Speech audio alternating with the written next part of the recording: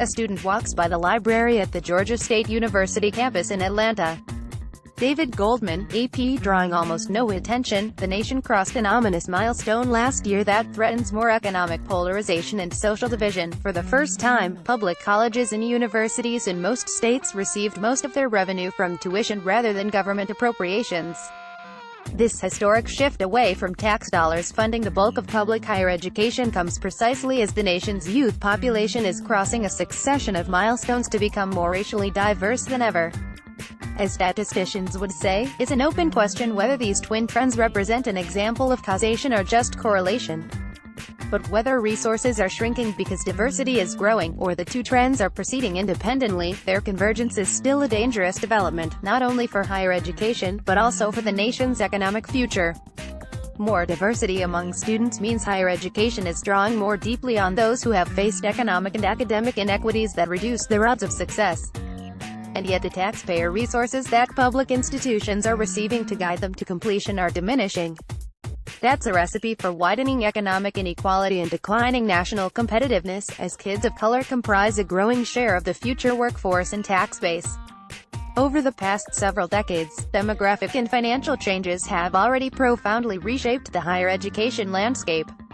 As recently as 2000, white kids comprised over 3/5 of all K-12 public school students in the United States. But the National Center for Educational Statistics calculates that kids of color became the majority for the first time in 2014, and it projects their share will reach 55% within a decade.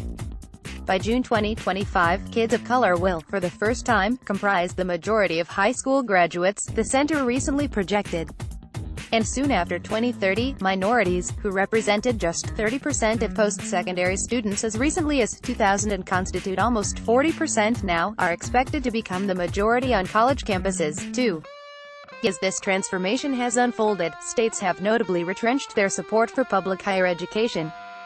The latest annual survey of state spending by the state higher education executive officers found that, since 1992, spending per student, measured in inflation-adjusted dollars, has declined at public colleges and universities by about 8%, even after a recovery in spending after state's low point in 2012.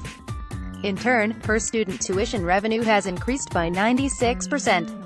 The result has been an enormous shift in cost from the public collectively to parents and students individually.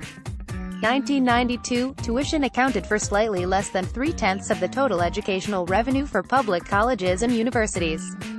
But by 2017, tuition supplied nearly half of the total revenue.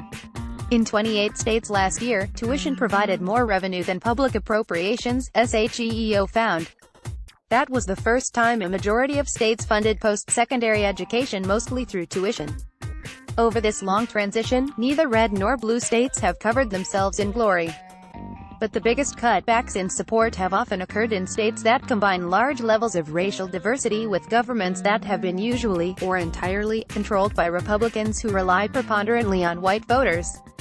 According to the SHEEO report, since the recession in 2008, per-student appropriations for public higher education have declined by around 1/6 in Texas, Georgia, and North Carolina, by over 1/5 in Florida and Mississippi, by over 1/4 in South Carolina, by about 1/3 in Nevada and Alabama, and by over 2/5 in Arizona and Louisiana. Some Democrat-leaning states have also implemented big cuts in per-pupil support over that period, including Connecticut, Delaware, and Colorado. But the biggest blue states present some notable exceptions to this pattern. New York, Illinois, and California have all increased per-student spending since 2008, and Oregon, Hawaii, and Maryland have held spending almost steady. The states that now rely most on tuition to fund public higher education are a melange of red, blue, and purple places, and in most cases their spending seems to reflect their respective traditions over how to apportion costs between parents and taxpayers. But there have been revealing changes in recent years. Previously unpublished data provided to The Atlantic by SHEEO show that it is primarily Republican-controlled states that have shifted responsibility most rapidly from tax resources to tuition since the 2008 recession. Louisiana, Arizona, Alabama, Oklahoma, West Virginia, Georgia, and South Carolina top that list. Small government ideology undoubtedly explains part of this shift. But more academic leaders are openly questioning whether other motivations are contributing to it too. Michael Sorrell, the dynamic and innovative president of Paul Quinn College, a historically black college in Dallas, is one of them. There's an argument to be made that part of the reason we see a reduction in support is because the legislators are looking at the students and not seeing themselves, he told me at an Atlantic Education Policy Summit this week.